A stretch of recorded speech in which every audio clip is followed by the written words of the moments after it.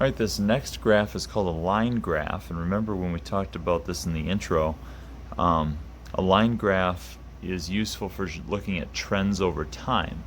And so if I look at this chart just at the beginning here without reading anything else, just looking at the titles, it says high and low temperatures for 1 week. Okay, here's a little key or legend over here. It says the red is the high, the blue is the low. Here's our week, so look at my axes here. The days of the week are listed Sunday through Saturday, and the temperatures in Fahrenheit. So you always want to have units mentioned in the axes when necessary. Okay, so they actually mention that it's in Fahrenheit degrees. Okay. I also noticed one thing about this chart is there's a jump from 0 to 55 degrees right here. There's a cut in the graph. That's interesting, and that's important to note. I think sometimes charts can be deceiving if they use a cut like that. This one, they're not trying to be deceiving or anything, because I think they're just trying to make this reasonable. Otherwise, you have a huge gap in here before you get to the data. But there are times where cuts in the graph can make things misleading, especially if you're looking at a bar graph.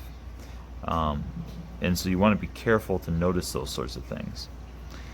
Okay, so as I'm looking at this, I noticed that the high temperature has a sort of an upward trend throughout the week and maybe dips at the end, and so is the low temperature, but it really dips at the end. Okay, so just kind of looking at the trends, getting a visual idea. Then you can go to specific questions, and here we'll just run through these specific questions. It says, what is the lowest high temperature? Okay, so you think about that with the high temperatures, that's the red. What's the lowest one? Well, there's a low spot, but it's not the lowest. There's a low spot, but it's not the lowest. There's the lowest spot. And it looks to be about, I don't know, just above 65, maybe 66 degrees. Okay, so what is the lowest high temperature? I'd say about 66 degrees Fahrenheit. It says, on what day did this occur? That would be Sunday, right? Corresponding day. What was the highest low temperature? Okay, so the low temperatures, you're looking at the blue, and the highest one is up here at this little spike. That appears to be at 70 degrees.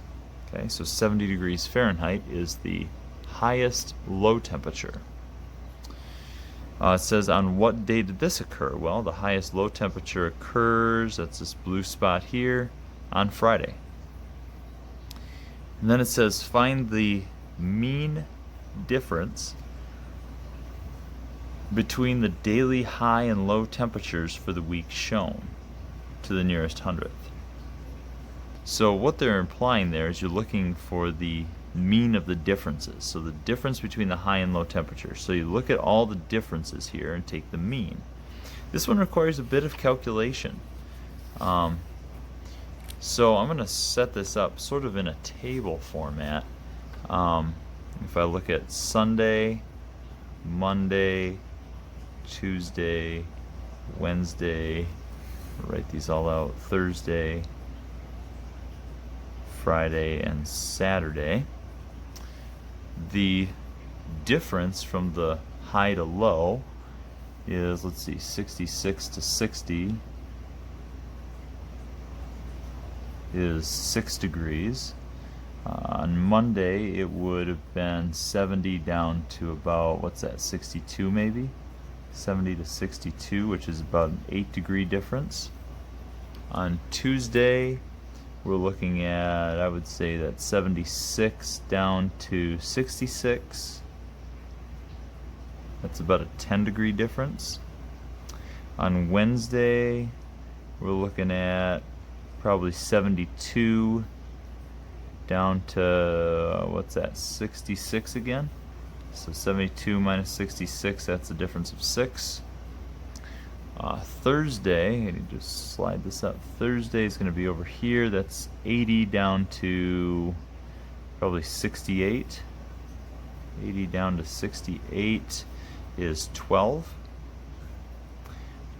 Friday goes from 80 down to 70. 80 minus 70 is 10.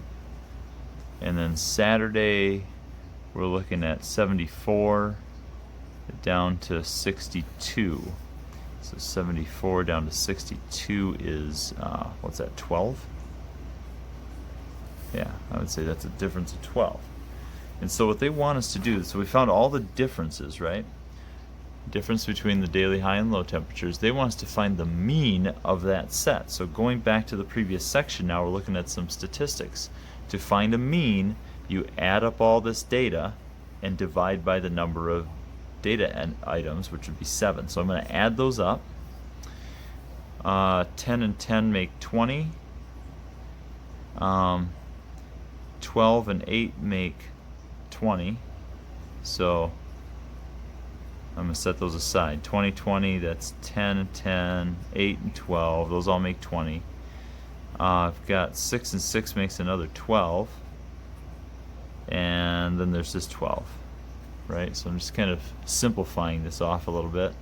If I add those together, let's see, that's 4 and then 2, 4, 5, 6. 64. Alright, so I've got 64 total, and I want to average that to 7 days. So 64 divided by 7 is going to be, let's see, 64 goes in, or 7 goes into 64 9 times. 9 times 7 is 63 with a remainder of 1. So that is 9 and 1/7. Okay. Or 9 and 1/7 in decimal form. Now it's, I don't know, it's around 9.1 or 9.2, somewhere in there. We can just go with 9 and 1/7, that's fine. So 9 and 1/7 degrees Fahrenheit is the mean difference. Cool. That's a neat little review problem there.